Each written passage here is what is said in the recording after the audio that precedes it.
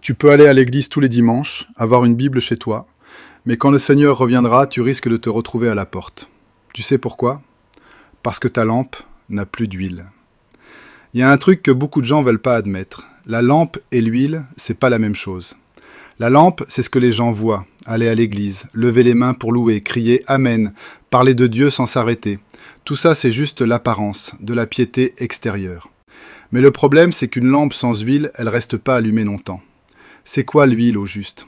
L'huile, c'est ta capacité à comprendre la voix de Dieu. Quand le Seigneur revient et qu'il frappe à la porte de ton cœur avec ses paroles, tu dois pouvoir le reconnaître et pas le laisser dehors. C'est ça, la vraie valeur de l'huile.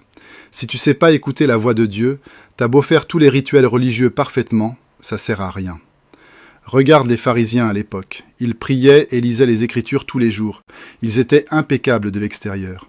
Mais quand le Seigneur Jésus a partagé la vérité, ils n'ont pas reconnu la voix du Messie. Au contraire, ils l'ont condamné et rejeté. Par contre, Pierre, la femme samaritaine, eux, ils ont reconnu le Christ à travers ses paroles. C'est eux qui savaient vraiment écouter la voix de Dieu, ceux qui avaient préparé de l'huile. Jésus nous a clairement prévenus. « Mes brebis entendent ma voix, je les connais, et elles me suivent. » Et l'Apocalypse dit aussi « Voici, je me tiens à la porte et je frappe.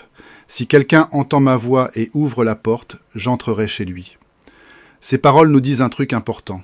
Seuls ceux qui savent écouter la voix de Dieu peuvent accueillir le Seigneur et entrer au festin avec lui. Les 5 vierges sages, c'était pas de la chance. Non, elles s'étaient préparées, elles avaient cette huile pour entendre Dieu. Les 5 autres, elles avaient la lampe à la main, mais c'était vide dedans. Elles comprenaient pas la parole de Dieu, elles savaient pas discerner. Quand l'époux est arrivé, la porte s'est fermée. Et là, c'était trop tard pour remettre de l'huile. Du coup, la question, c'est pas de savoir si tu as la foi ou pas. La question, c'est est-ce que tu continues à mettre de l'huile ou est-ce qu'il te reste juste une coquille vide religieuse? Si le Seigneur frappe à ta porte aujourd'hui, ta lampe est allumée ou éteinte? Attends pas que la porte du royaume se ferme pour regretter. Si tu veux commencer à préparer ton huile et apprendre à discerner la voix de Dieu, écris « Je veux apprendre » dans les commentaires.